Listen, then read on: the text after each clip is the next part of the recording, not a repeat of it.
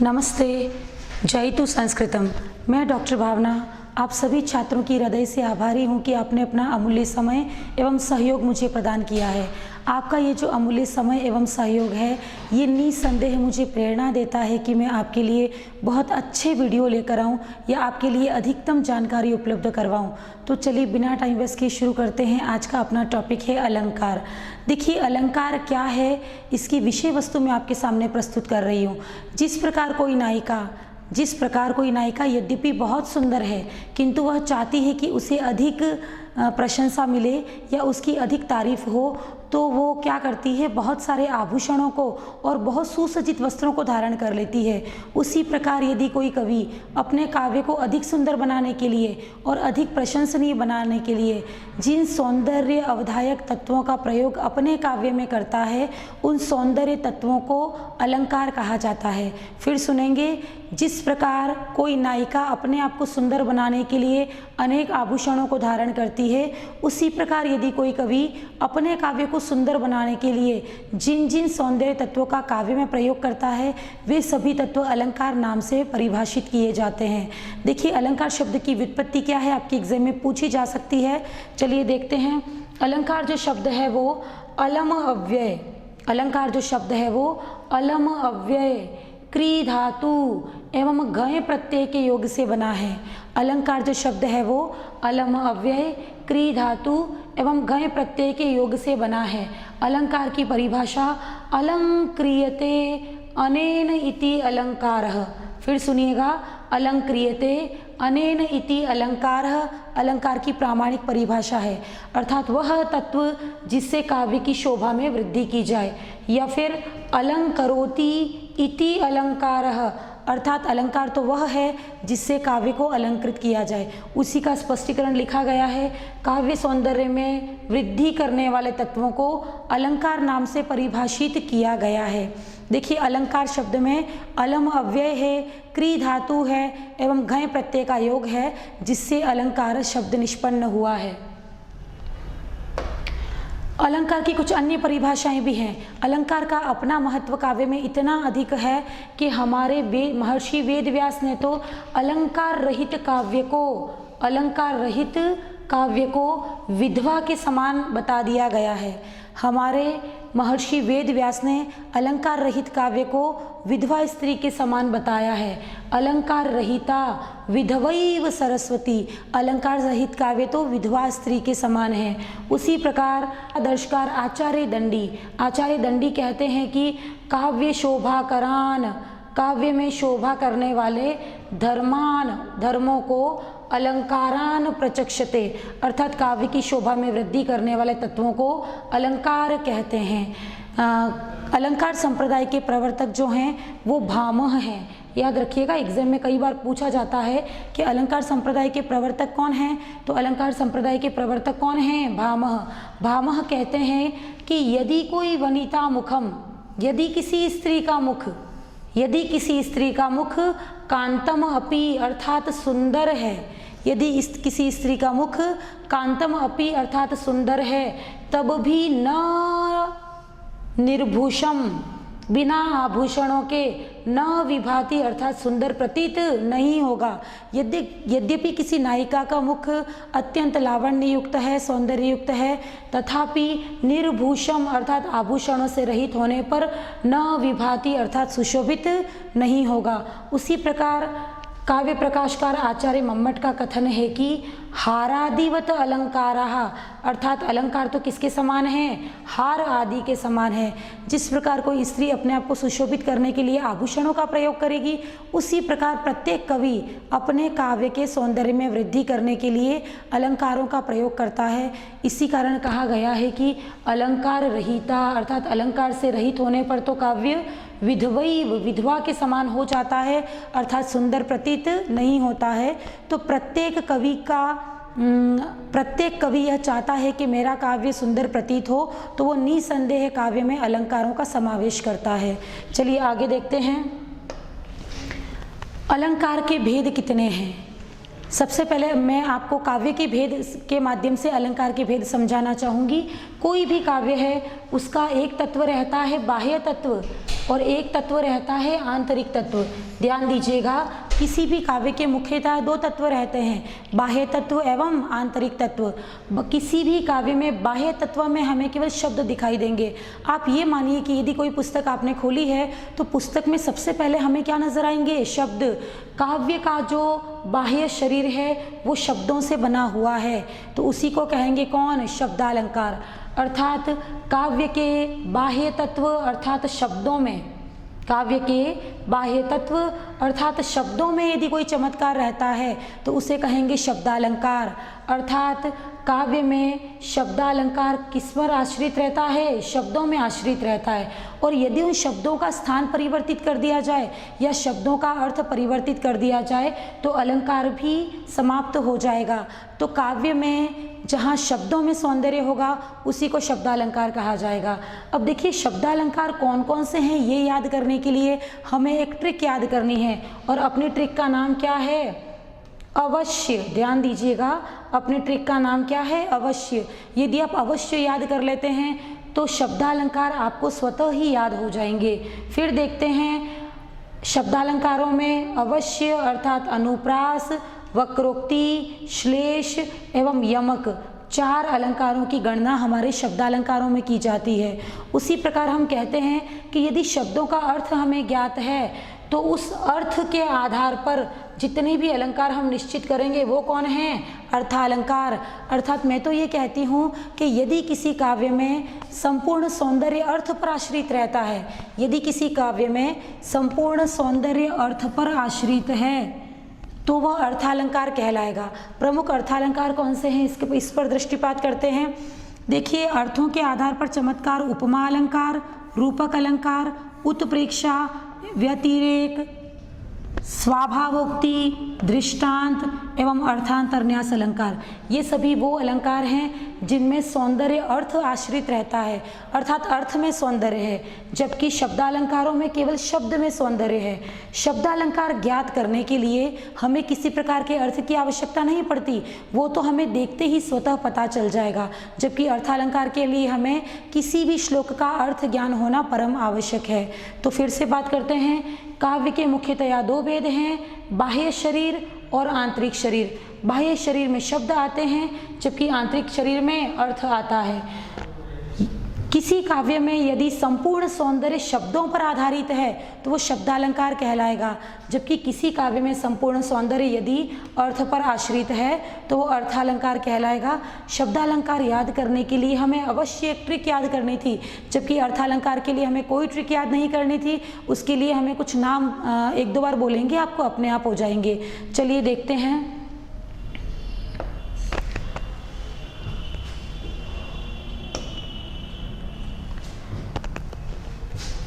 सबसे पहले हम देखते हैं हमारे शब्दालंकार।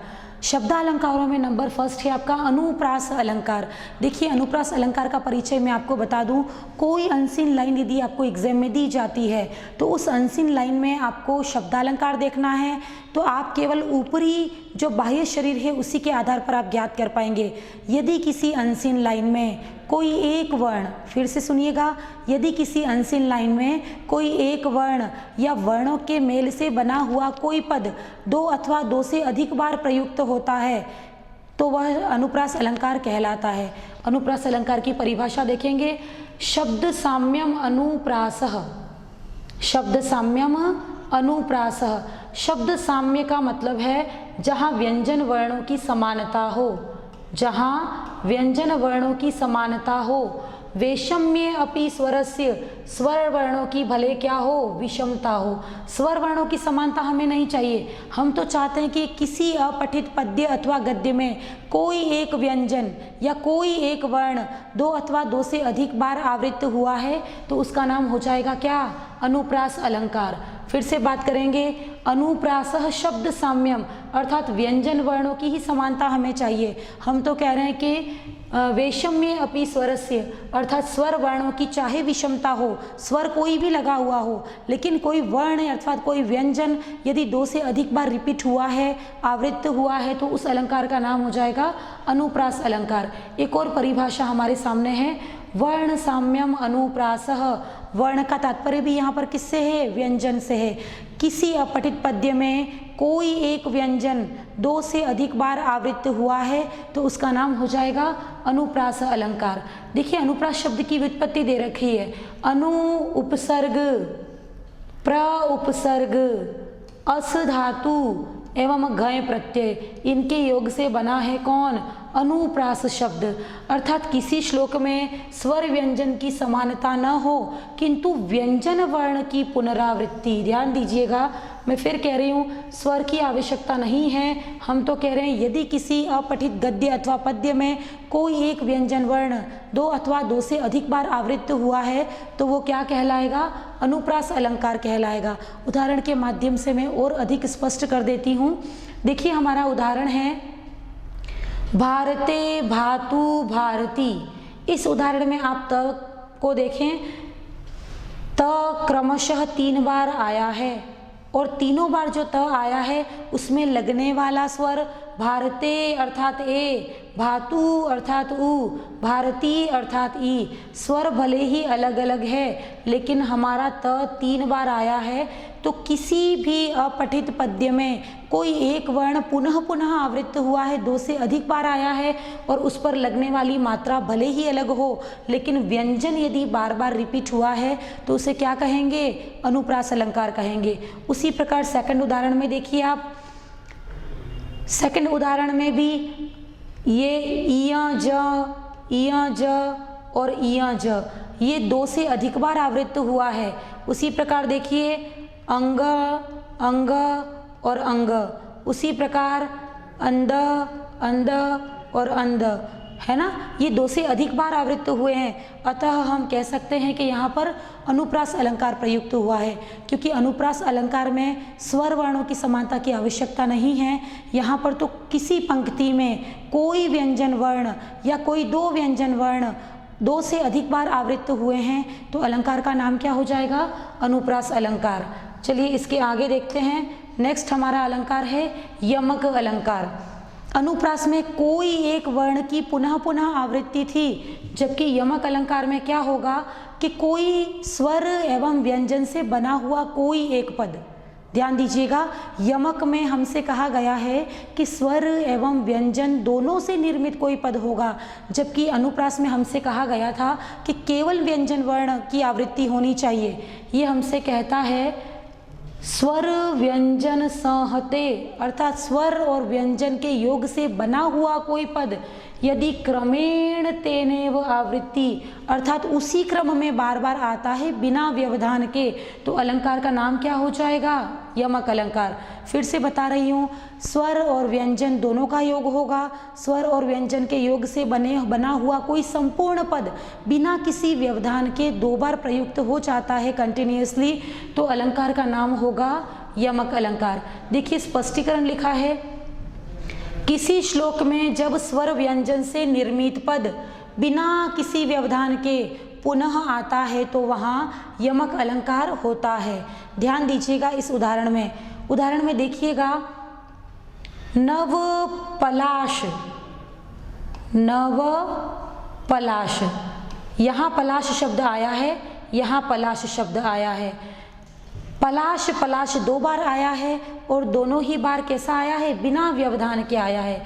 इसी प्रकार देखिए ये लिखा है पराग, फिर लिखा है पराग, पराग शब्द 2 बार आया है और बिना किसी व्यवधान के आया है। इसी प्रकार देखिए लतांत लतांत, बिल्कुल जैसा पद पहले था वैसा ही पद दोबारा प्रयुक्त हुआ है और वो भी बिना किसी व्यवधान के।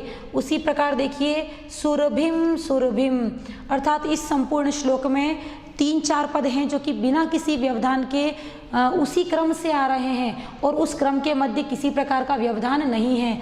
अतः कहा जा सकता है कि यहाँ कौन सा अलंकार है? यमक अलंकार है। इसके बाद देखिए नेक्स्ट उदाहरण में प्रजा प्रजा, ध्यान दीजिएगा, यहाँ लिखा है प्रजा प्रजा। प्रजा प्रजा शब्द में स्वर और व्यंजन दोनों हैं और स्वर व्यंजन का ये समुदाय बिना किसी व्यवधान के क्रम से आया है, अतः यहाँ अलंकार कौन सा होगा? यमक अलंकार। ध्यान रखना है आपको, अनुप्रास अलंकार में तो केवल व्यंजन वर्ण की समानता होनी चाहिए, जबकि आपके यमक अलंकार में स्वर व्यंजन से निर्मित पूरा पद 2 बार आएगा और वो भी बिना किसी व्यवधान के आएगा, तो अलंकार का नाम हो जाएगा यमक अलंकार। चलिए तीसरे शब्दालंकार की ओर चलते हैं। तीसरा शब्दालंकार है आपका श्लेष अलंकार। श्लेष का तात्पर्य है पर्यायवाची पद। यदि किसी अपठित गद्य अथवा पद्य में किसी एक शब्द के यदि पर्यायवाची अर्थ निकलें तो उस अलंकार का नाम हो जाएगा श्लेष अलंकार। देखिए यहाँ लिखा है अनेकार्थाभिधाने। ध्यान दीजिएगा, यहाँ लिखा हुआ है क्या? अनेकार्थाभिधाने, अर्थात एक शब्द के जब 2 अथवा 2 से अधिक अर्थ निकलें तो अलंकार का नाम क्या हो जाएगा? श्लेष अलंकार। ध्यान दीजिएगा, श्लिष्टे पदे अनेकार्थाभिधाने श्लेषः इष्यते, अर्थात किसी श्लोक में कोई एक पद के 2 अथवा 2 से अधिक अर्थ निकलते हैं तो वहाँ श्लेष अलंकार होता है। क्लियर? ध्यान दीजिएगा, एक श्लोक है यहाँ पर, बहुत महत्वपूर्ण श्लोक है, काफ़ी एग्जाम्स में पूछा जाता है। यहाँ लिखा है प्रतिकूलताम उपगते ही विधौ विफलत्वमेति बहुसाधनता अवलंबदाय दिन भर्तुः भुन्नः पतिष्यतः कर सहस्त्रमपि। इस श्लोक में हमसे कहा गया है कि ये जो विधौ शब्द है एवं ये जो कर शब्द है ये कैसा है? द्वयार्थक है। इसका हिंदी अर्थ मैं आपको पहले बता देती हूँ। यहाँ लिखा हुआ है कि विधौ अर्थात विधु, और विधु का तात्पर्य है कौन? चंद्रमा। फिर हमसे कहा गया है विधि, विधि अर्थात कौन? भाग्य। हमसे कहा गया है कि यदि किसी व्यक्ति का भाग्य प्रतिकूलताम उपगते अर्थात विपरीत हो गया है, फिर से सुनिएगा, यदि किसी व्यक्ति का भाग्य, विधि अर्थात भाग्य, यदि प्रतिकूलताम उपगते अर्थात विपरीत हो गया है तो विफलत्वमेति बहुसाधनता, बहुत सारे प्रयास भी कैसे हो जाएंगे? विफल हो जाएंगे, अर्थात किसी प्रकार का कोई सहयोग लाभ नहीं देगा। उसी प्रकार यदि चंद्रमा कृष्ण पक्ष में चला गया है, यदि कृष्ण पक्ष चल रहा है तो चंद्रमा की चांदनी का भी अपना कोई औचित्य नहीं रह जाएगा। उसी प्रकार हम कहते हैं कि यदि किसी व्यक्ति का भाग्य अभी विपरीत चल रहा है तो बहुत सारी सहायताएं, बहुत सारे साधन भी उसके लिए उपयोगी सिद्ध नहीं होंगे। तो यहाँ विधौ जो शब्द है उसका 2 अर्थ निकल रहे हैं। एक तो निकल रहा है विधु अर्थात चंद्रमा और एक निकल रहा है विधि अर्थात भाग्य। एक शब्द के 2 अर्थ हैं, अतः हम कह सकते हैं कि यहाँ कौन सा अलंकार है? श्लेष अलंकार है। उसी प्रकार एक अन्य उदाहरण है सर्वस्वम हर सर्वस्वम। यहाँ जो हर शब्द है उसके भी 2 अर्थ हैं। एक तो आपका है हर अर्थात कौन? शिव। जैसे आपने सुना होगा ना हर हर महादेव, हर अर्थात कौन? शिव। और एक आपका जो हर है उसका तात्पर्य है कौन? ह्री धातु। उसका तात्पर्य है ह्री धातु। ह्री धातु से लोट लकार मध्यम पुरुष एक वचन में हर बनता है। ह्री धातु से लोट लकार मध्यम पुरुष में हर बनता है। जैसे हरतु, हरताम, हरंतु। हर, हर अर्थात मध्यम पुरुष एक वचन। कोई चोर अपने पुत्र से कहता है कि सर्वस्वम हर सर्वस्व, सभी व्यक्ति का सब कुछ हरण कर लो, अर्थात किसी व्यक्ति के पास कुछ भी मत छोड़ो, जिस व्यक्ति से मिलो, जिस व्यक्ति से चोरी करो उसका सब कुछ हरण कर दो। तो एक हर शब्द का तात्पर्य तो है ह्री धातु अर्थात हरण करना के संदर्भ में। वहीं पर एक हर शब्द का तात्पर्य है शिव। शिव के संदर्भ में यह कथन है कि हे शिव, सभी व्यक्तियों का सब कुछ पीड़ा हर लो। ध्यान दीजिएगा, हर शब्द भी द्वयार्थक है। एक शब्द का तात्पर्य है कौन? हर अर्थात शिव। हे शिव, आप सभी व्यक्तियों के सब दुख हर लो। और एक यहाँ पर ह्री धातु का तात्पर्य है हर लो अर्थात चोरी कर लो। एक चोर अपने पुत्र से कहता है कि सर्वस्वम हर सर्वस्व, जिस व्यक्ति से मिलो उसका सब कुछ हरण कर लो। तो हर शब्द भी कैसा है, द्वयार्थक है। एक शब्द के दो अर्थ जिस अलंकार में निकले उस अलंकार का नाम क्या हो जाएगा, श्लेष अलंकार। चलिए तीनों अलंकारों को एक एक पंक्ति में मैं बताना चाहूँगी। सबसे पहला अलंकार था अपना अनुप्रास अलंकार।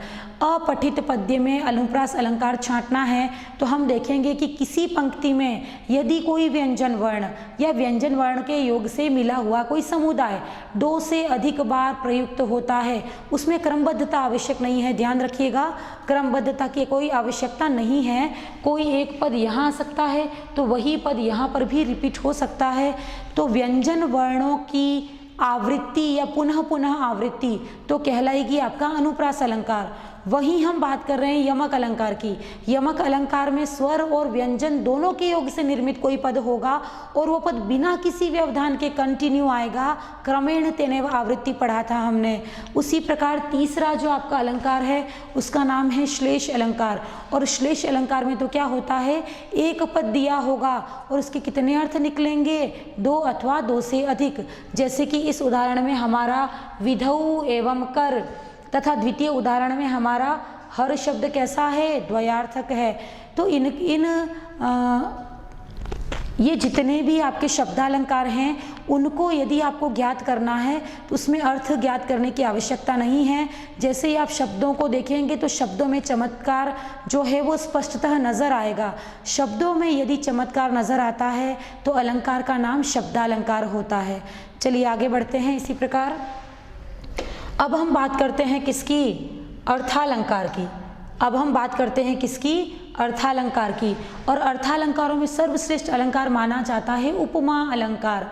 आपको ये बता दूं कि जो उपमा अलंकार है वो महाकवि कालिदास का प्रिय अलंकार है।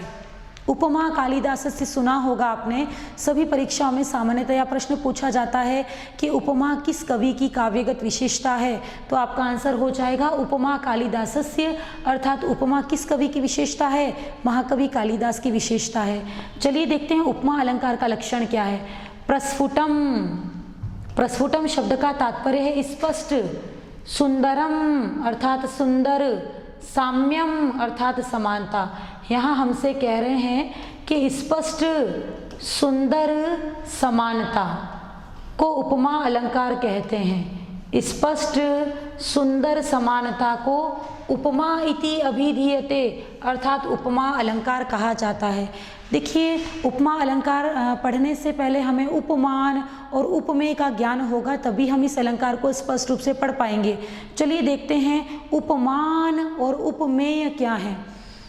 देखिए जैसे कोई भी एक उदाहरण ले लेते हैं, जैसे शिशुहु, शिशुहु कोई छोटा बालक,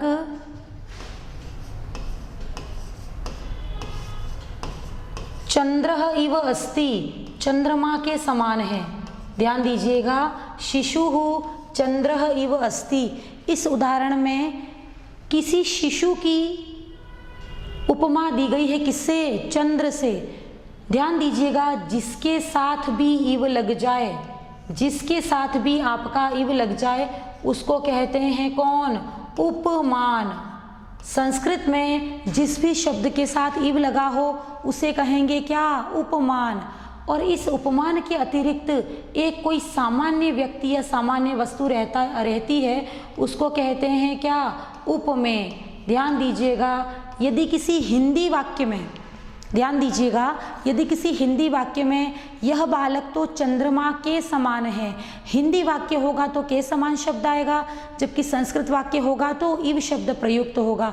जिसके साथ इव या के लगा है वो आपका कौन है, उपमान। और एक और सामान्य व्यक्ति या वस्तु उस पंक्ति में और रहेगा उसको कहते हैं कौन, उपमेय। ध्यान रखना है कि जो उपमान है वो सदैव विशिष्ट या श्रेष्ठ होता है।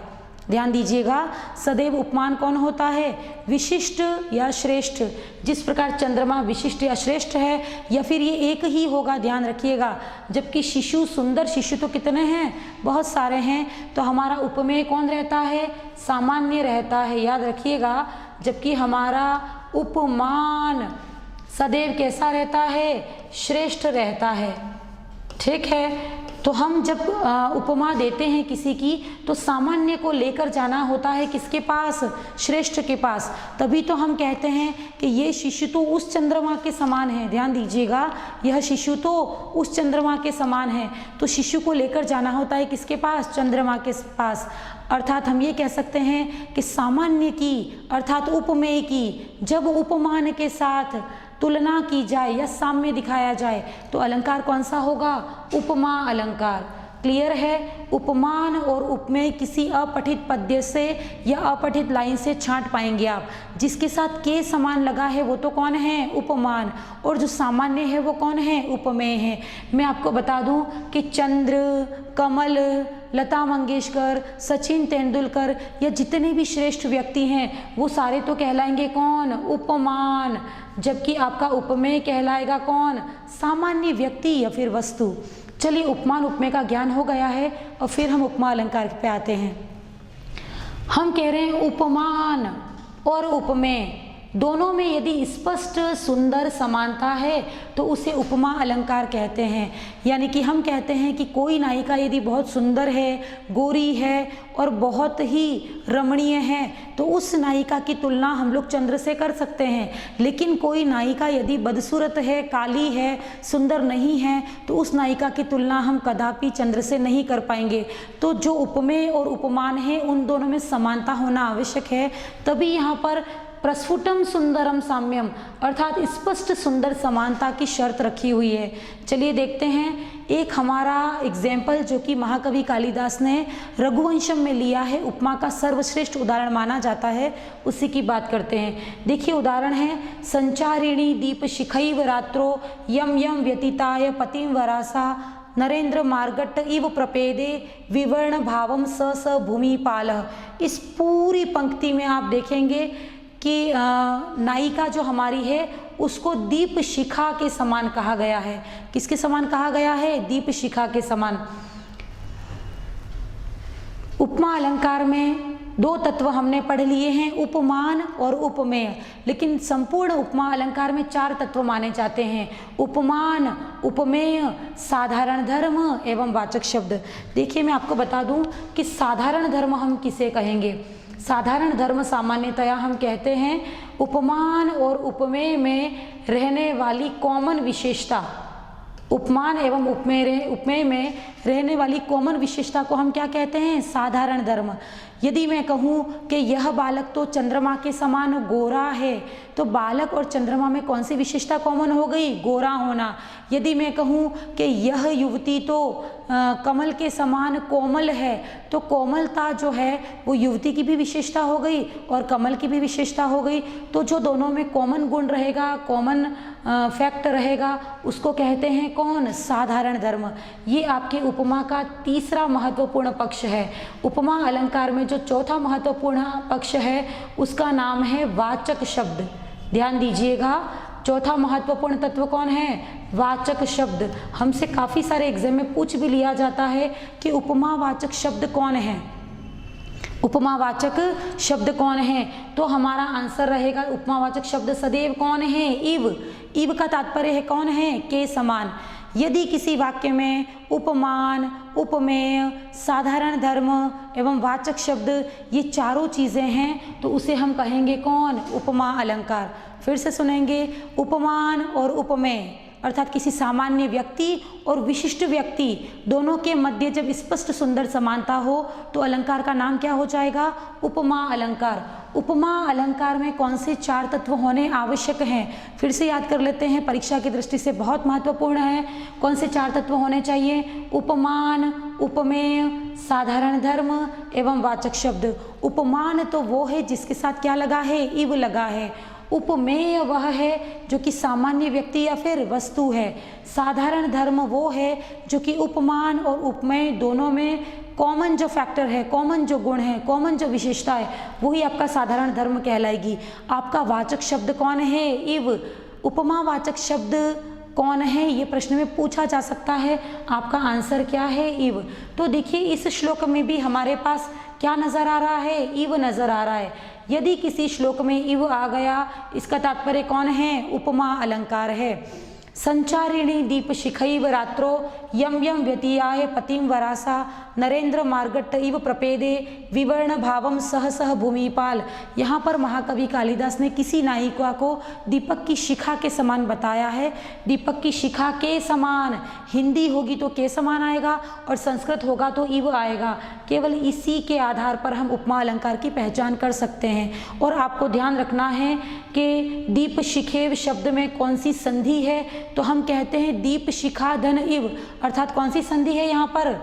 गुण संधि है। इसका विग्रह क्या हो जाएगा? दीप शिखा धन इव। इव आने के कारण ही यहाँ पर कौन सा अलंकार हुआ है? उपमा अलंकार हुआ है। चलिए उपमा अलंकारों के भेदों की बात करते हैं हम। उपमा अलंकार के मुख्यतः कितने भेद हैं? 2। एक का नाम है कौन? पूर्णोपमा। एक का नाम कौन है? पूर्णोपमा, जबकि द्वितीय का नाम क्या है? लुप्तोपमा। अभी मैंने कुछ देर पहले उपमा अलंकार के भेदक तत्व बताए थे। उपमा अलंकार के भेदक तत्व मूलतः कितने हैं? 4। उपमान, उपमेय, साधारण धर्म एवं वाचक शब्द। यदि ये चारों तत्व किसी अलंकार में विद्यमान हैं तो वो पूर्णोपमा अलंकार माना जाएगा। ध्यान दीजिएगा, उपमा के वाचक चारों तत्व यदि किसी अलंकार में स्थित हैं, यदि किसी अलंकार में विद्यमान हैं, तो उसका नाम हो जाएगा कौन? पूर्णोपमा अलंकार। किंतु पूर्वोक्त चारों तत्वों में से किसी एक तत्व की भी यदि कमी है तो वो अलंकार आपका क्या हो जाएगा? लुप्तोपमा अलंकार। ध्यान दीजिएगा, पूर्वोक्त चारों तत्वों में से किसी एक तत्व की कमी को या किसी एक तत्व के अभाव को क्या कहा जाता है? लुप्तोपमा अलंकार कहा जाएगा। यहाँ 2 उदाहरण दे रखे हैं हमें। 2 उदाहरणों के माध्यम से मैं आपको बताना चाहूँगी कि पूर्णोपमा कहाँ है और लुप्तोपमा कहाँ है। आप भी मेरे साथ आइए, क्योंकि मैंने आपको पूर्णोपमा और उपमान एवं उपमेय कैसे छाटेंगे वो सिखा दिया है। चलिए शुरू करते हैं। जिसके साथ इव लगा है वो तो कौन है आपका? उपमान। सा लता मंगेशकरः इव मधुरम गायति। ध्यान दीजिएगा, सा लता मंगेशकरः इव मधुरम गायति। यहाँ इव किसके साथ लगा है? लता मंगेशकर के साथ लगा है।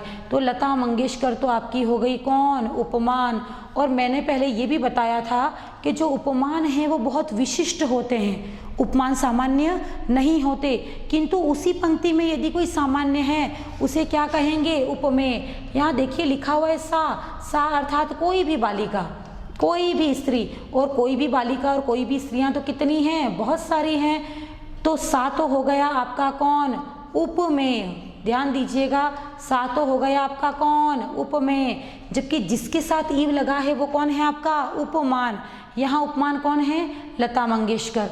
उपमान हो गया, उपमेय हो गया। मैंने कहा था जो ईव है आपका वो आपका कौन है? वाचक शब्द है। ध्यान दीजिएगा, ईव आपका कौन है? वाचक शब्द है। उपमान कौन है? के समान। उपमेय कौन है? साधारण व्यक्ति या वस्तु। अब देखिए, उपमान और उपमेय में जो कॉमन विशेषता है, जो कॉमन फैक्टर है, उसको कह रहे थे साधारण धर्म। तो सा लता मंगेशकर इव मधुरम गायति, वह लता मंगेशकर के समान मीठा गाती है। ध्यान दीजिएगा, वह बालिका भी मीठा गाती है और लता मंगेशकर भी मीठा गाती है। दोनों मीठा गाती हैं, तो दोनों की विशेषता क्या हो गई? मधुरम। मधुरम आपका क्या हो जाएगा?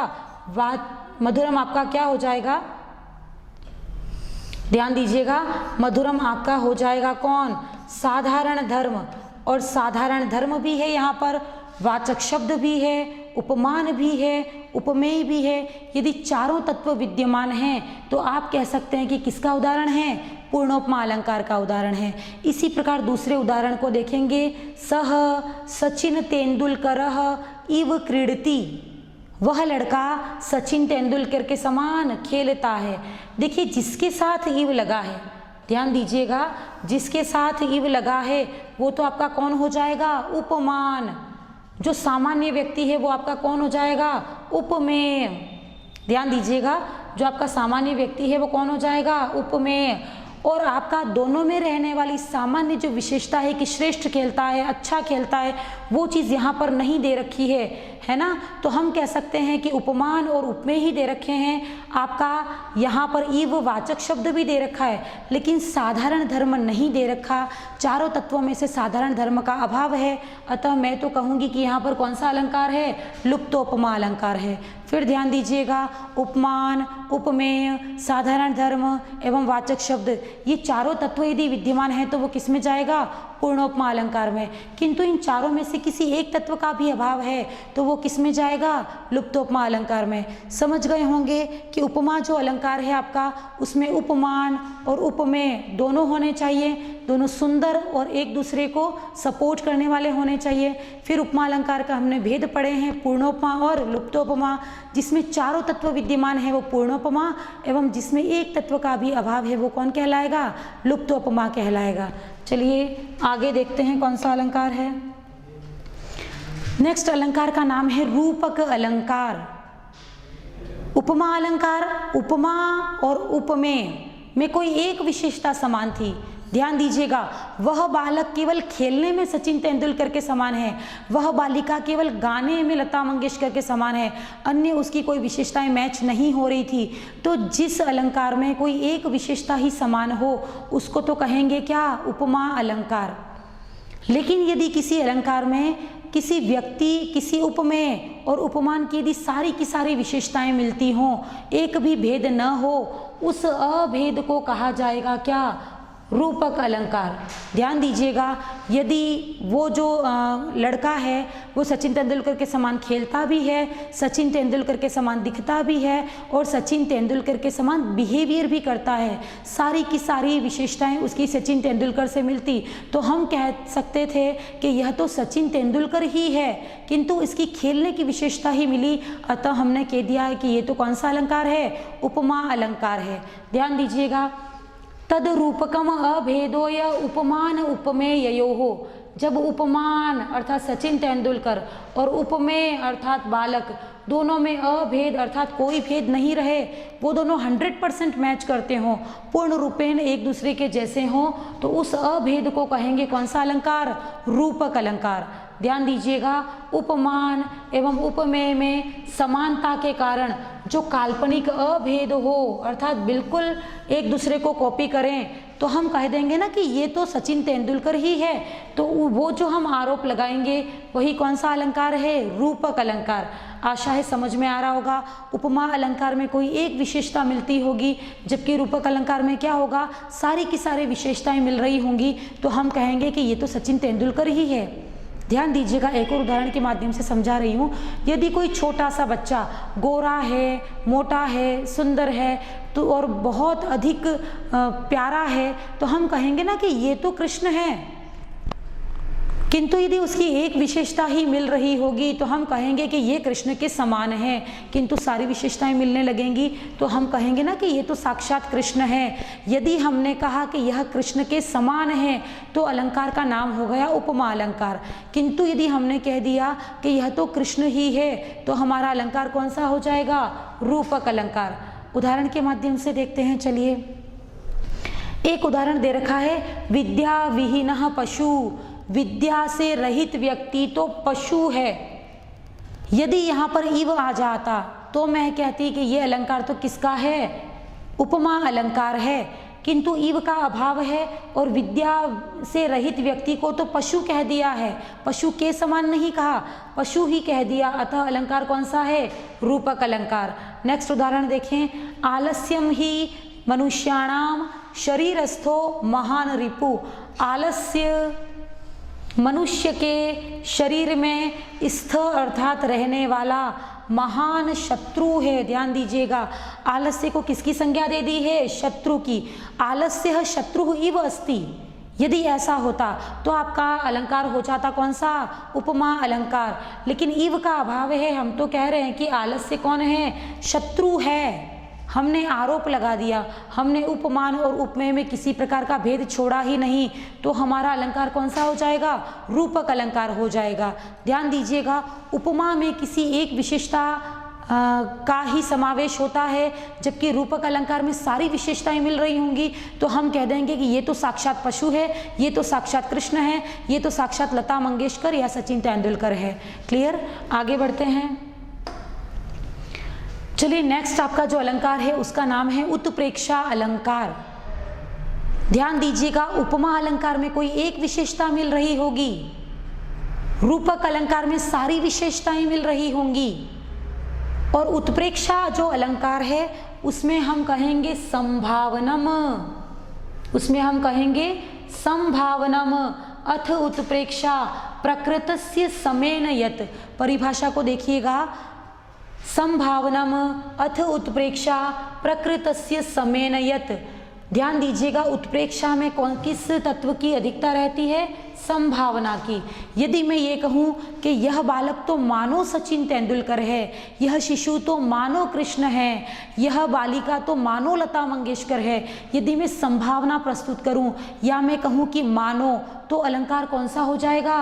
उत्प्रेक्षा अलंकार हो जाएगा। ध्यान दीजिएगा, उत्प्रेक्षावाचक शब्द कितने हैं? सेकेंड ग्रेड संस्कृत में पूछा जा चुका है। उत्प्रेक्षावाचक शब्द कितने हैं? जैसे कि मैं कह रही हूँ हिंदी में मानो, लेकिन इसके अलावा भी बहुत सारे शब्द हैं जो कि हमें ये बताते हैं कि ये अलंकार तो कौन है? उत्प्रेक्षा अलंकार है। तो उत्प्रेक्षा अलंकार के वाचक शब्द कितने हैं इसकी ओर देखते हैं। देखिए वाचक शब्द कितने हैं? मन्ये, शंके, ध्रुवम, प्रायः, नूनम और इव। उत्प्रेक्षावाचक शब्द कितने हैं पूछा जा सकता है। तो उत्प्रेक्षावाचक शब्द कितने हैं? 6 हैं। कौन कौन से हैं? मन्ये, शंके, ध्रुवः, प्रायः और नूनम। 6 प्रकार के उत्प्रेक्षावाचक शब्द हैं। इन उत्प्रेक्षावाचक शब्दों के माध्यम से हम डिसाइड कर सकते हैं कि इसमें उत्प्रेक्षा अलंकार है। उदाहरण की ओर देखते हैं। लिम्पतिव तमो अंगानि वर्षति वांजनम नभः असत पुरुष सेवेव दृष्टि विफलताम गता। इन सभी शब्दों में से हमारा जो इव शब्द है वो यहाँ पर आया है। देखिए लिम्पतिव जो शब्द है वो एक्चुअल में बना है ऐसे, कैसे? लिम्पति धन ईव। आप देखिएगा यहाँ संधि कौन सी हुई है? लिम्पति में छोटी मात्रा है, इव में छोटी मात्रा है, दोनों मिलकर क्या हो गए हैं? दीर्घ हो गए हैं। तो संधि का नाम क्या होगा? दीर्घ संधि। हम ये कहते हैं कि लिम्पतिव। अब यहाँ पर इव आया है जो कि उत्प्रेक्षावाचक शब्द है। अभी आप कंफ्यूज हो गए हैं कि उपमा में भी इव आया था, उत्प्रेक्षा में भी इव आया है। यदि किसी अपठित पद्य से मुझे छंद छांटना हो, मुझे अलंकार छांटना हो, तो मैं कैसे डिसाइड करूँगा? क्योंकि दोनों में इव शब्द था। तो ध्यान दीजिएगा, यहाँ पर उत्प्रेक्षा अलंकार में जो इव आया है वो लिम्पति अर्थात धातु के साथ आया है। ध्यान दीजिएगा, उत्प्रेक्षा अलंकार में जो इव आया है वो लिम्पति अर्थात धातु के साथ आया है।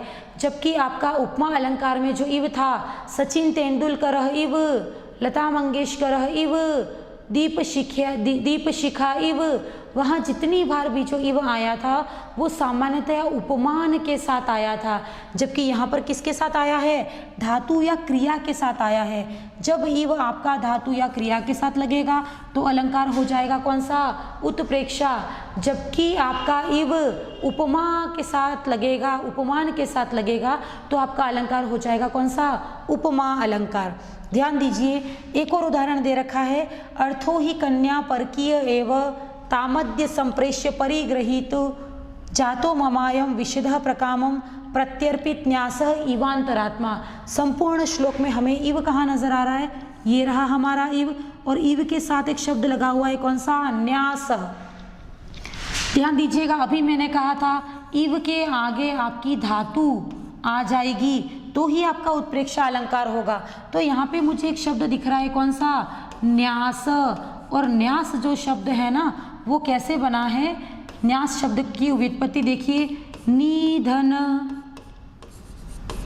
असधन, घय। अर्थात देखिए अस अपनी कौन है? धातु है। धातु के साथ इव लग गया है। धातु अथवा क्रिया के साथ जब भी इव लगेगा तो अलंकार का नाम क्या होगा? उत्प्रेक्षा अलंकार। यहाँ लिम्पति जैसा पठती वैसा लिम्पति, लीप रहा है, कवर्ड कर रहा है, लीप रहा है। लीपने के संदर्भ में लिम्प धातु आई है, जबकि यहाँ न्यास इव, तो न्यास में अस धातु आई है। धातुओं के साथ यदि कोई इव लगा है तो वो जाएगा किसमें, उत्प्रेक्षा अलंकार में, जबकि उपमान के साथ इव आया है तो वो जाएगा किसमें, उपमा अलंकार में। तो आशा है कि इन दोनों में डिफरेंस को आप समझ गए होंगे। उत्प्रेक्षा अलंकार में भी इव रहेगा और उपमा अलंकार में भी इव रहेगा। इन तीनों अलंकारों को एक एक पंक्ति में मैं बोलना चाहूँगी। सबसे पहले हमने पढ़ा उपमा अलंकार, सह सचिन तेंदुलकर इव क्रीडति। इव आएगा और इव से पहले कोई विशिष्ट व्यक्ति या वस्तु आएगी जो कि हमारा कौन होगी, उपमान होगी।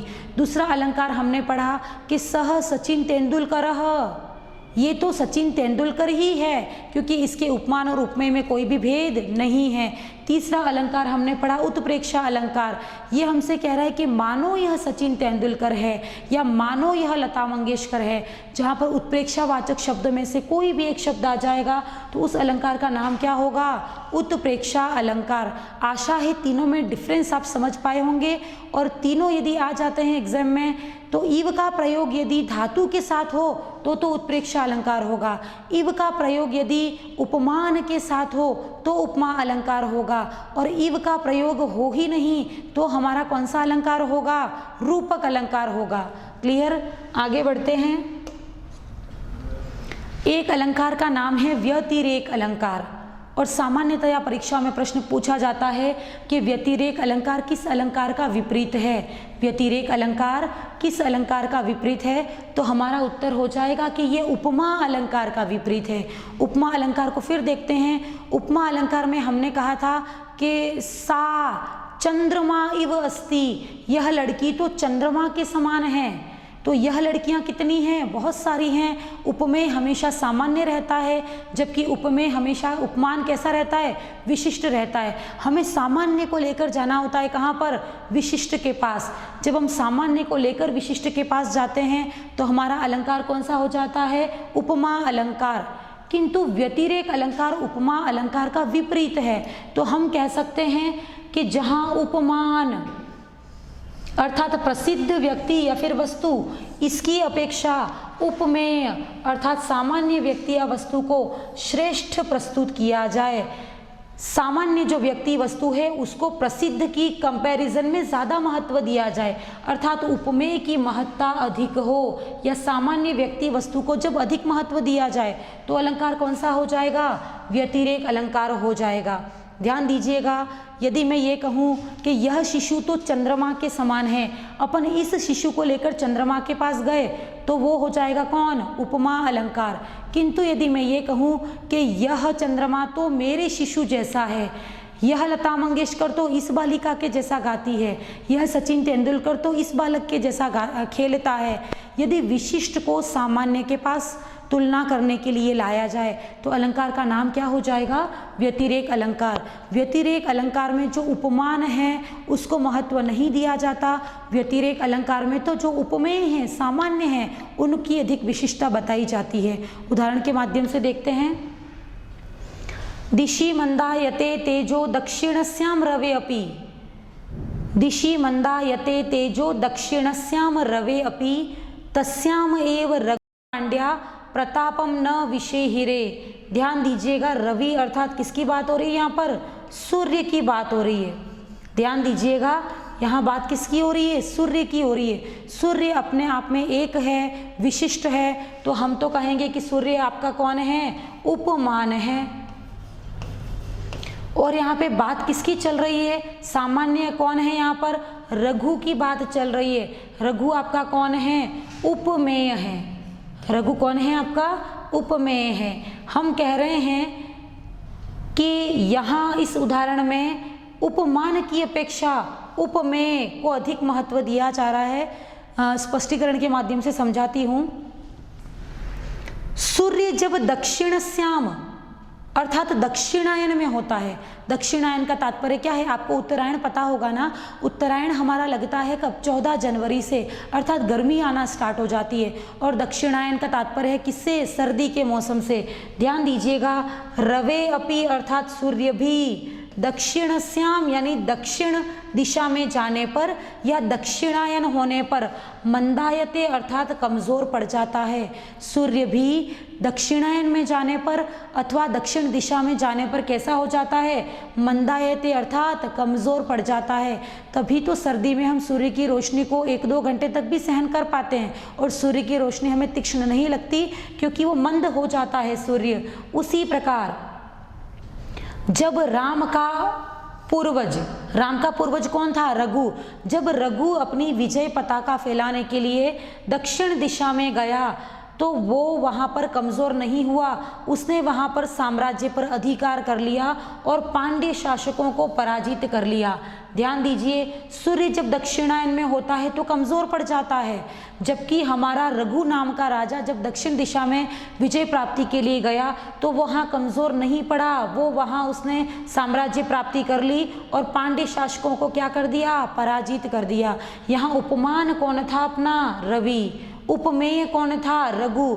उपमान की अपेक्षा अर्थात सूर्य की अपेक्षा उपमेय अर्थात रघु की विशिष्टता बताई है कि वह तो दक्षिण दिशा में कमज़ोर नहीं पड़ा। इस कारण यहाँ कौन सा अलंकार है? व्यतिरेक अलंकार है। और व्यतिरेक अलंकार तो किसका विपरीत है? उपमा अलंकार का। उपमा में हम जहाँ कहते हैं कि यह बालक तो चंद्रमा के समान है, तो चंद्रमा विशिष्ट रहता है, जबकि इस उदाहरण में सूर्य की अपेक्षा विशिष्ट किसको कहा गया है? रघु को। अतः यहाँ पर उपमान की अपेक्षा उपमेय की विशिष्टता बताई गई है, अतः अलंकार कौन सा हो जाएगा? व्यतिरेक अलंकार। नेक्स्ट अलंकार है आपका स्वभावोक्ति अलंकार।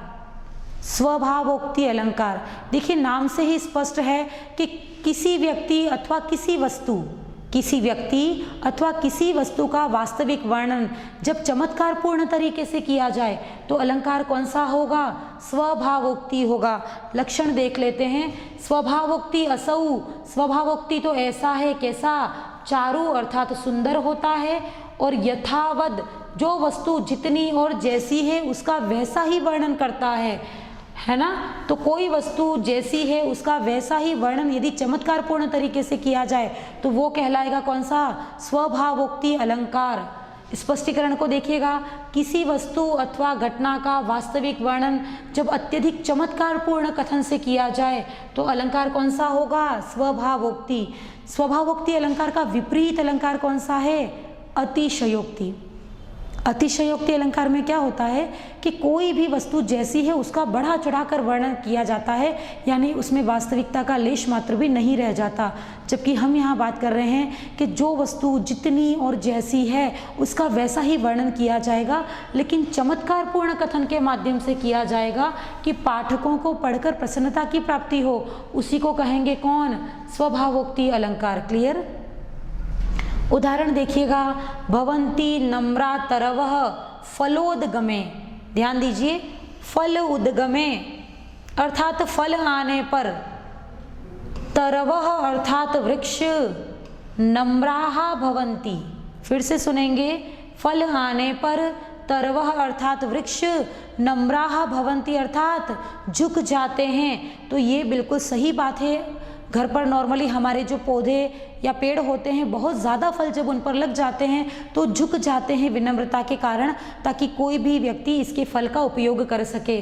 उसी प्रकार घनाः अर्थात बादल, उसी प्रकार घनाः अर्थात बादल, नव अंबुभिः नए जल को प्राप्त करके, भूरी विलंबिनो अर्थात घमंड से ऊपर नहीं चले जाते, वो तो लोगों की प्यास बुझाने के लिए बरस जाते हैं।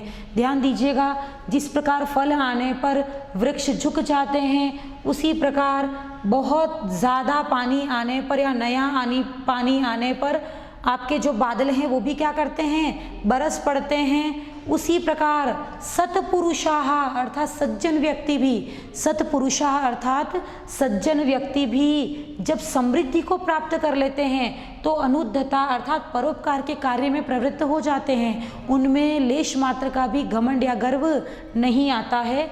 आगे देखें, स्वभाव एवैष परोपकारिणाम, यही स्वभाव है किसका? परोपकारियों का।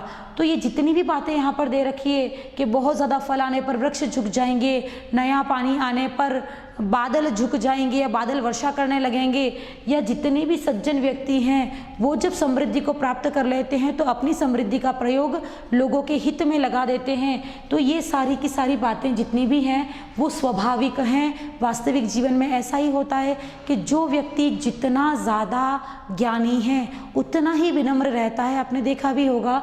तो यही बात यहाँ पर अप्लाई हो रही है। तो मैं तो कहूँगी कि यदि कोई वास्तविक वर्णन चमत्कार पूर्ण तरीके से किया गया है तो अलंकार कौन सा हो जाएगा?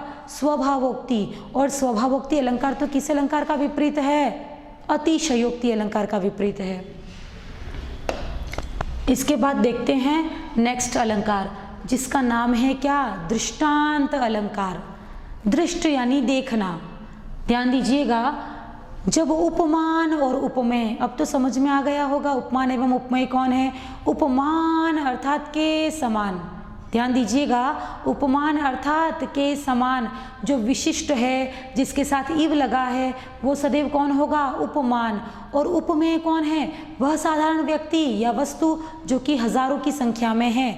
तो याद रखना है कि उपमान और उपमेय में जब बिंब प्रतिबिंब भाव हो, ध्यान दीजिएगा, उपमान एवं उपमेय में जब बिंब प्रतिबिंब भाव हो अर्थात दोनों एक दूसरे के जैसे दिखने लगे, एक नहीं हो, एक जैसे दिखने लगे, तो अलंकार का नाम हो जाएगा कौन? दृष्टांत अलंकार। फिर से देखते हैं, उपमान एवं उपमेय में जब बिंब प्रतिबिंब भाव हो, परीक्षा में प्रश्न पूछा जाता है, उपमान उपमेययोः बिंब प्रतिबिंब भावः कस्मिन् अलंकारे दृश्यते। उपमान एवं उपमेय का बिंब प्रतिबिंब भाव किस अलंकार में दिखाई देता है?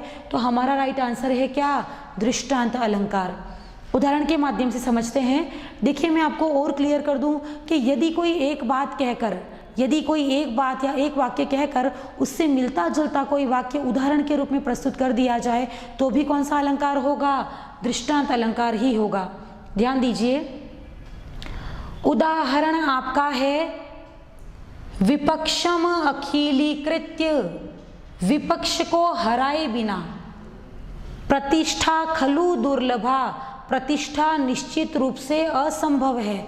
यदि आपको किसी व्यक्ति को पराजित करना है तो आप क्या करेंगे? उससे आगे बढ़ जाएंगे तो वो स्वतः ही पराजित हो जाएगा।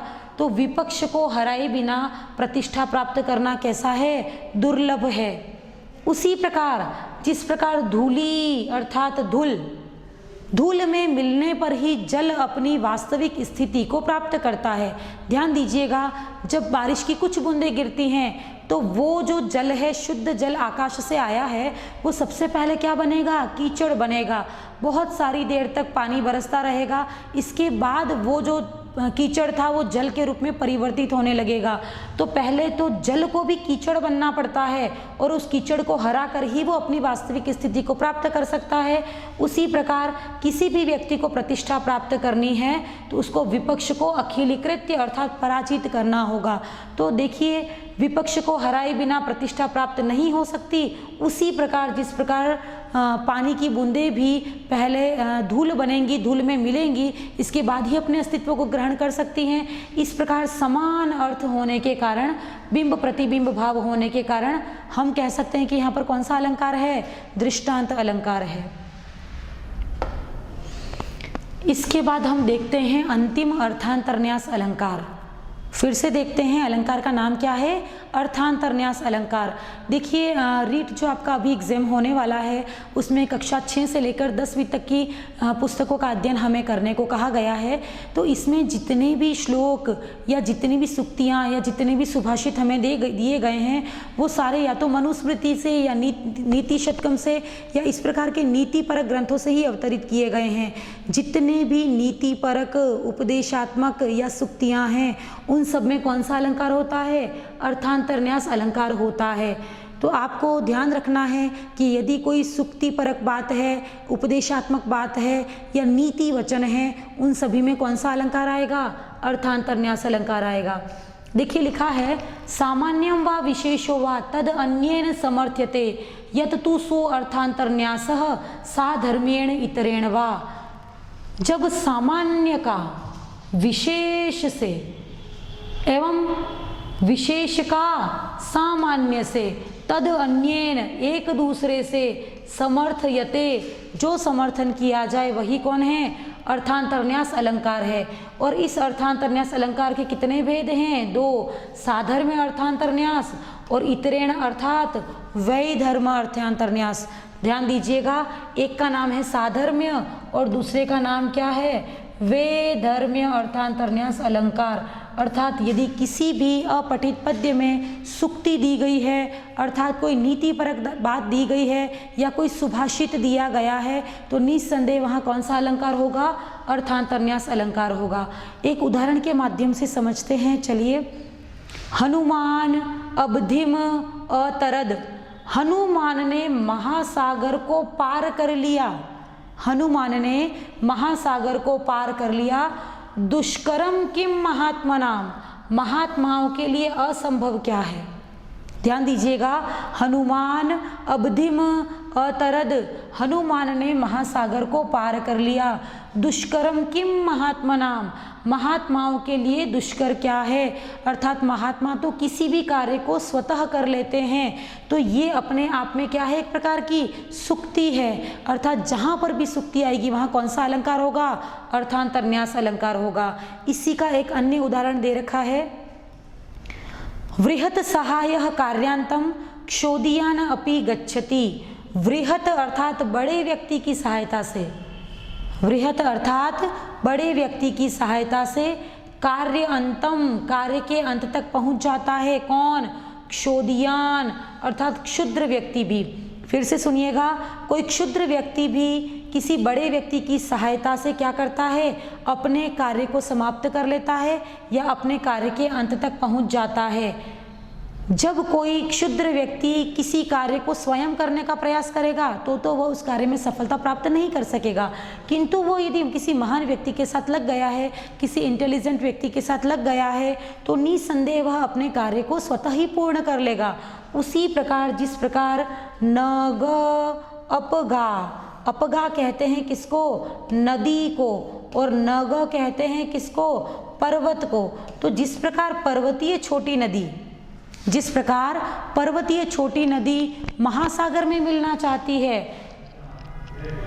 अम्भोधिम अर्थात महासागर में, जिस प्रकार कोई छोटी नदी महासागर में मिलना चाहती है लेकिन उसका जल इतना नहीं होता कि वो स्वयं महासागर में मिल जाए, किंतु वो महानद्या जब किसी महानदी के साथ मिल जाती है तो वो अम्भोधिम अभ्येति, महासागर में पहुंच जाती है।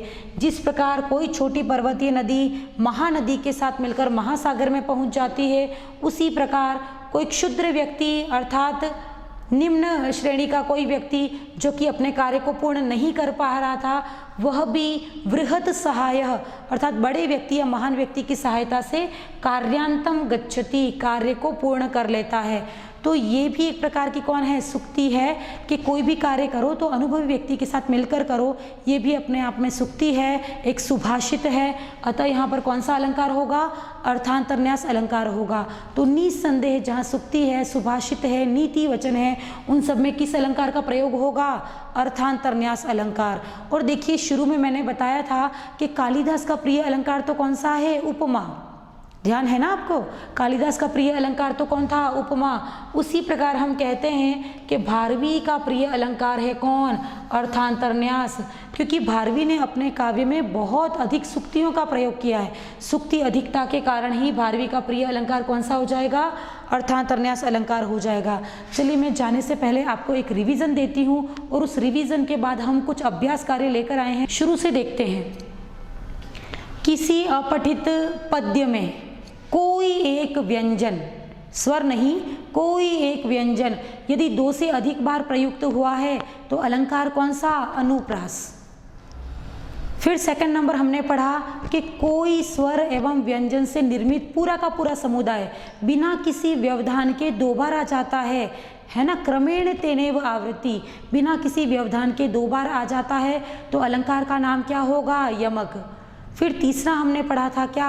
श्लेष अलंकार। श्लेष अलंकार में हम कह रहे थे कि किसी एक शब्द के कितने अर्थ होंगे? 2 अर्थ होंगे। एक शब्द के 2 अर्थ होने पर अलंकार कौन सा होगा? श्लेष अलंकार। ये तो थे हमारे शब्दालंकार। इसके बाद हम देखेंगे अर्थालंकार में पहला था आपका उपमा अलंकार। उपमा अलंकार में क्या रहता है, किसी सामान्य व्यक्ति को जाना होता है किसके पास, विशिष्ट के पास। इसमें उपमान, उपमेय, साधारण धर्म एवं वाचक शब्द चारों तत्व यदि सम्मिलित हैं तो पूर्णोपमा अलंकार का उदाहरण बन जाएगा।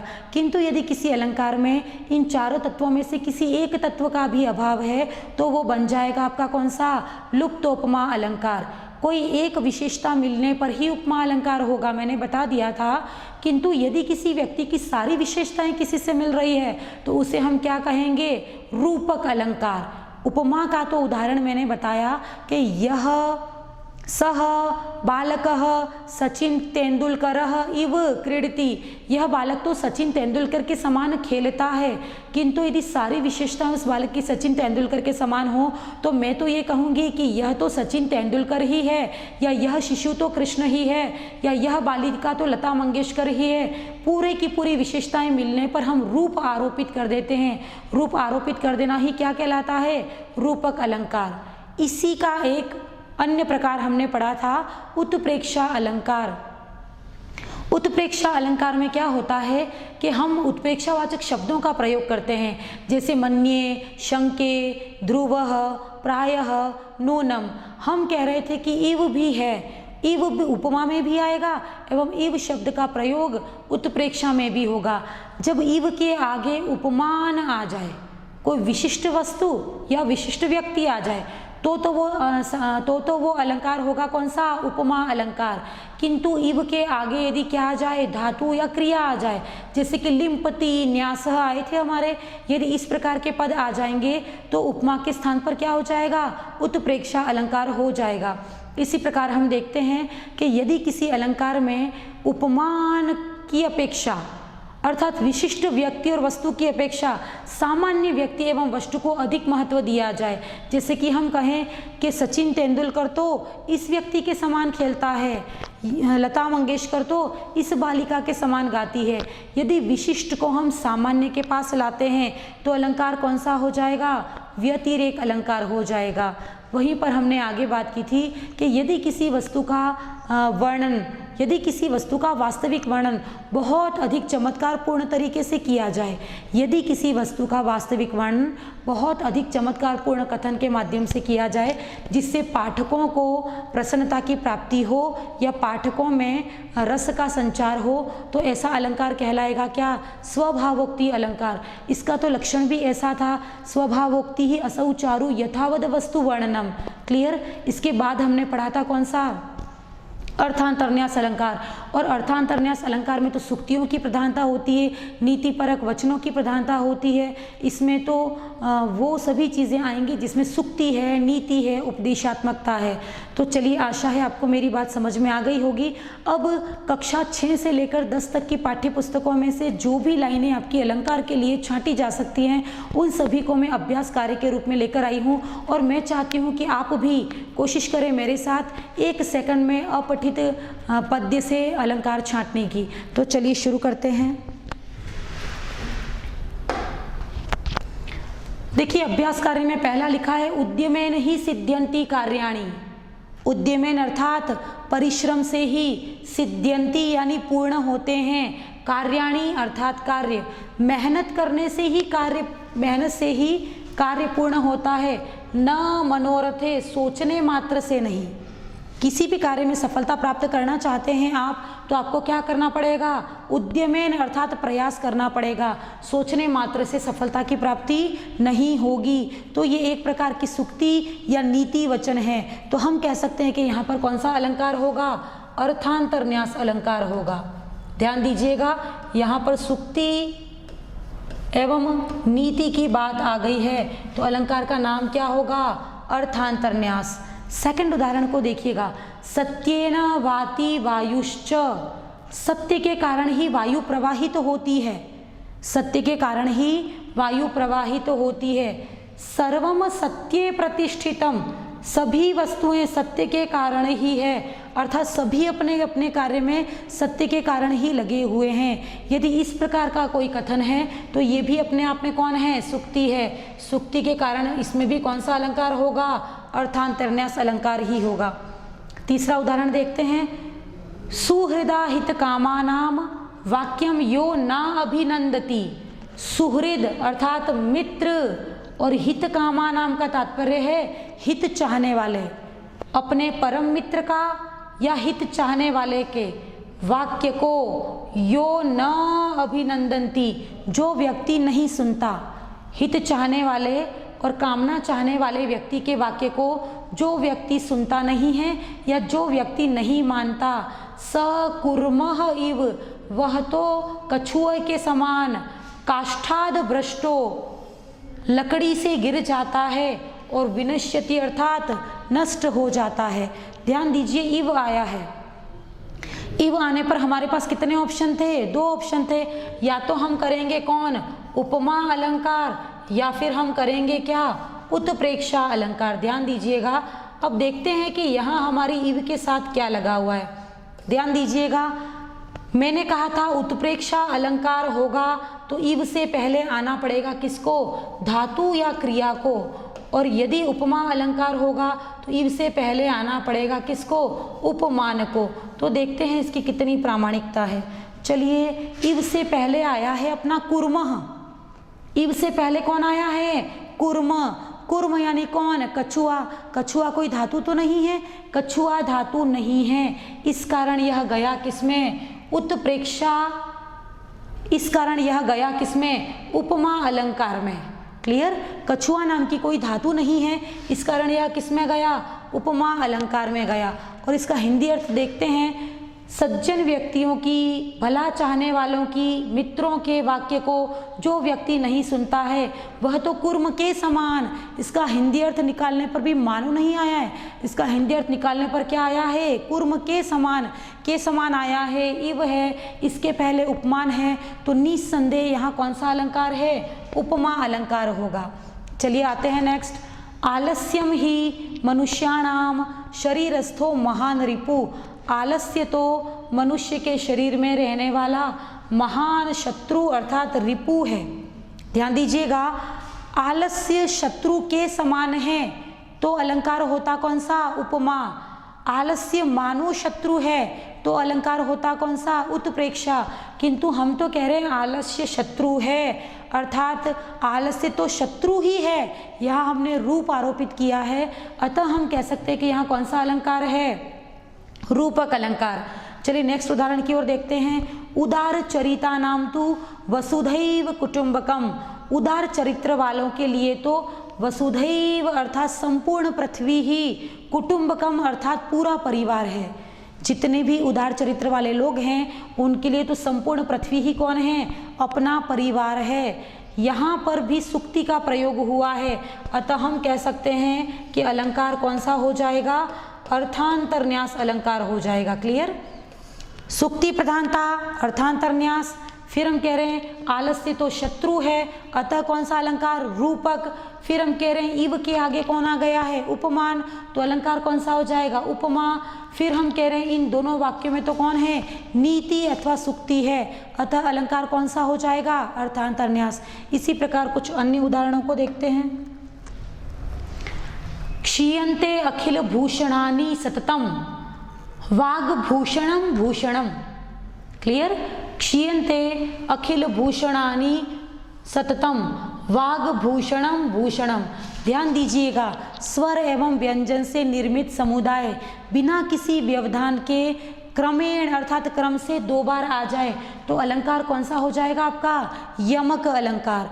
हमने कहा था यमक अलंकार में या तो दोनों पद सार्थक हो सकते हैं, या एक पद सार्थक और एक पद निरर्थक हो सकता है, या दोनों पद भी निरर्थक हो सकते हैं।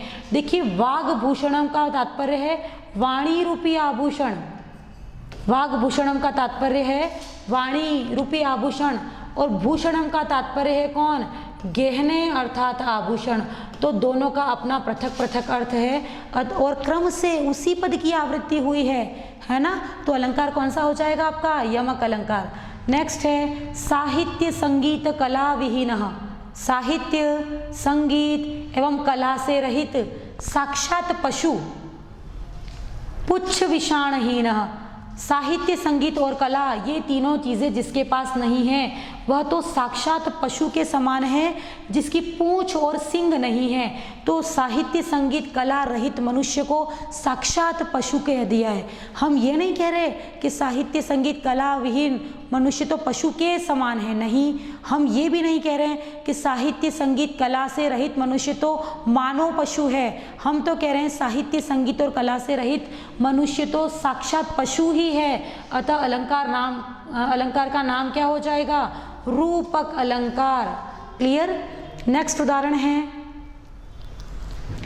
दिनस्य पूर्वार्ध परार्ध भिन्ना छायेव मैत्री खल सज्जनानाम। दिन के पूर्व और दिन के परार्ध अर्थात दिन के पूर्व वाले भाग और दिन के बाद वाले भाग के समान छाया के समान मैत्री होती है। किसकी? खल अर्थात बुरे व्यक्तियों की और सज्जन व्यक्तियों की। देखिए यहाँ पर एक पद आया है छायेव। छायेव शब्द एक्चुअली बना है किससे? छायाधन इव से। छायाधन इव से। इव आते ही अपने पास कितने ऑप्शन थे? 2 ऑप्शन थे। यदि इव के आगे धातु लगी होती, कोई क्रिया लगी होती, तो मैं कहती कौन सा अलंकार? उत्प्रेक्षा अलंकार। किंतु धातु यदि नहीं है और कोई भी उपमान है तो हम कहेंगे कौन सा अलंकार? उपमा अलंकार। क्लियर। यदि आगे धातु लगी होती तो अलंकार होता उत्प्रेक्षा, जबकि आगे कोई उपमान लगा हुआ है तो अलंकार का नाम हो जाएगा कौन सा? उपमा अलंकार। हिंदी करके देखते हैं, क्या हिंदी करने पर मानो आता है या के समान आता है? दिन के पूर्वार्ध और परार्ध जैसी हो, परार्ध से भिन्न, छाया के समान। छायेव का तात्पर्य है छाया के समान। अतः अलंकार कौन सा हो जाएगा? उपमा अलंकार। क्लियर। नेक्स्ट वाक्य है, प्रिय वाक्य प्रदानेन सर्वे तुष्यन्ति जंतवः। प्रिय वाक्य बोलने से सर्वे तुष्यन्ति जंतवः, सभी जंतु यदि प्रसन्न हो जाते हैं। सामान्य सी बात है, यदि आप बहुत प्यार से किसी के साथ बात करते हैं या व्यवहार करते हैं तो उसको आत्मसंतुष्टि होती है अथवा वो प्रसन्न हो जाता है। तो प्रिय वाक्य प्रदानेन सर्वे तुष्यन्ति जंतवः। प्रिय वाक्य बोलने से तो सर्वे तुष्यन्ति जंतवः अर्थात सभी जंतु कैसे हो जाते हैं? प्रसन्न हो जाते हैं। तस्मात् तदेव वक्तव्यम। इस कारण वैसा ही बोलना चाहिए। कैसा बोलना चाहिए? प्रिय ही बोलना चाहिए। वचने का दरिद्रता, बोलने में कैसी कंजूसाई। तो प्रिय वाक्य बोलने से सभी मनुष्य प्रसन्न हो जाते हैं अर्थात प्रसन्नता पूर्वक अर्थात प्रेम पूर्वक ही बोलना चाहिए। ये बात कैसी है? स्वाभाविक है, लेकिन इसको चमत्कार के माध्यम से श्लोक में प्रस्तुत किया है अर्थात अलंकार कौन सा हो जाएगा आपका? स्वभावोक्ति अलंकार हो जाएगा। इस प्रकार अपठित पद्य से हमने छंद छांटने का कार्य पूर्ण कर लिया है। मैं भी चाहती हूँ कि आप इसी प्रकार किसी भी अनसीन श्लोक को देखते हैं तो कोशिश कीजिएगा कि उसमें वर्णावृत्ति हुई है, पदावृत्ति हुई है, या इव आया है, या फिर स्वाभाविक बात है, या फिर सुक्ति है। क्या वो तत्व है जिसके आधार पर आप किसी छंद को छांट सकते हैं? तो इस ट्रिक के आधार पर आप थोड़ा प्रयास करने पर 1 सेकंड में अपठित पद्य अथवा गद्य किसी से भी अलंकार छांटने में समर्थ हो जाएंगे। तो मेरा जो प्रयास है आपके लिए वह निरंतर बना रहेगा। आशा है आपको वीडियो पसंद आया होगा। वीडियो को लाइक, शेयर और सब्सक्राइब ज़रूर करें। मैं चाहती हूँ कि जिन व्यक्तियों का 10th के बाद कभी संस्कृत नहीं था उनके लिए अत्यंत उपयोगी सिद्ध होगा। आशा है आपका सहयोग इसी प्रकार बना रहेगा। जयतु संस्कृतम। जय हिंद,